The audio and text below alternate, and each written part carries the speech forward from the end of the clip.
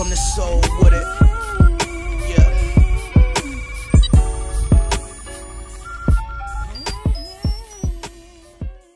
So ESPN Ramona Shelburne was on the George Sedano podcast. George Sedano and Ramona Shelburne discussed an article written by Shams Charania explaining how Trevor Ariza could be involved in a 4-team trade. Even though that it was reported that Trevor Ariza would be traded to the Lakers, new reports have come out that the Lakers weren't willing to give up their young core for Trevor Ariza. Ramona Shelburne explained how the Suns are going to move Trevor Ariza, but they are just waiting for everyone to get their best offer in. She says you have to look at it two different ways. If you are Trevor Ariza, he signed a contract that is well above market value and he is getting big money now. She said you don't leave a Western Conference finalist to join the worst team in the NBA unless you're going to get overpaid, which he is. Ramona explained how if it worked out with the Suns, they could have had Ariza's bird rights and he could have signed a long-term deal and it would have been based on his $15 million a year salary. Ramona says she doesn't think Trevor necessarily wants to get traded because wherever he gets traded to,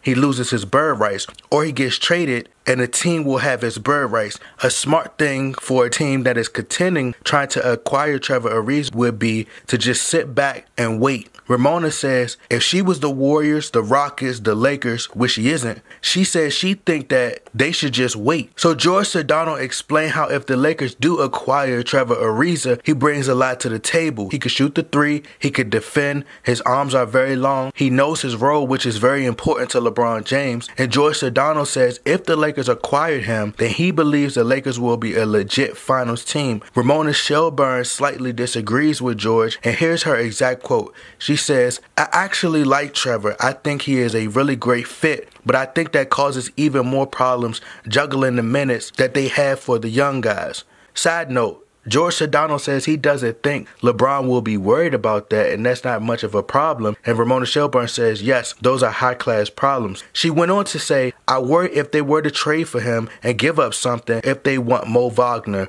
okay. If they want a future first, no. If they want a future second, okay.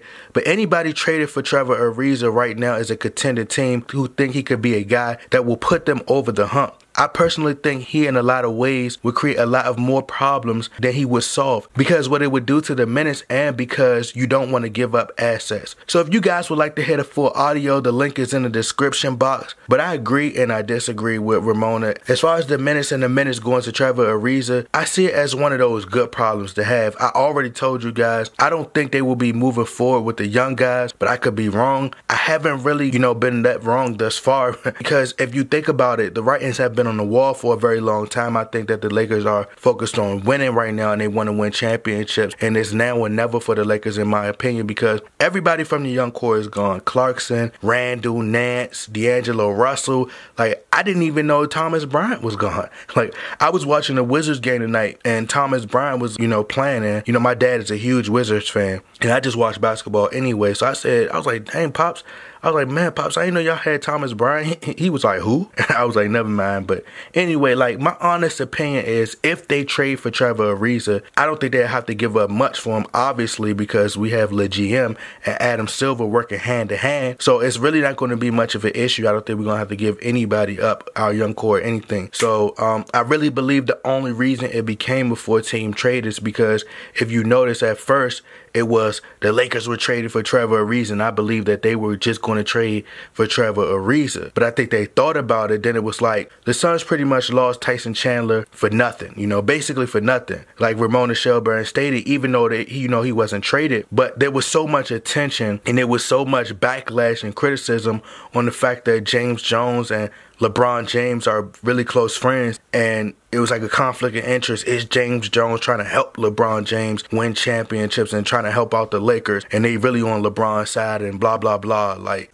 I think they had to make it look good, make it seem like James Jones is not really working for LeBron, or making it look like, just trying to make it seem like other teams are going to benefit. You put it out there, and we not going to give up the young guys, and make it seem good, because clearly LeBron James gets whatever he wants. And I honestly really think they're mentioning the minutes. I think it's just a message that the Lakers are clearly trying to win now, which is what I've been telling you guys. Like, LeBron James is about to be 34 years old in December, and the clock is ticking. You know, you don't know how much of this LeBron you have left, and the clock is ticking. And with Ingram and LeBron not really meshing well together, not fitting well, you know, Ingram saying he's not coming off the bench, he's not hitting shots. You don't know how patient LeBron is going to be. You know, in 2 years, the man's going to be 36 years old, probably playing with a walker or a cane or something with gray hair. You know, you're not trying to go through all that. I think the Lakers, if they trade for Trevor Ariza, then I really believe, not just confidence, but they know that they're going to get Anthony Davis. In my opinion, I think they already know that they're getting Anthony Davis. They say they're not trading the young guys for Ariza,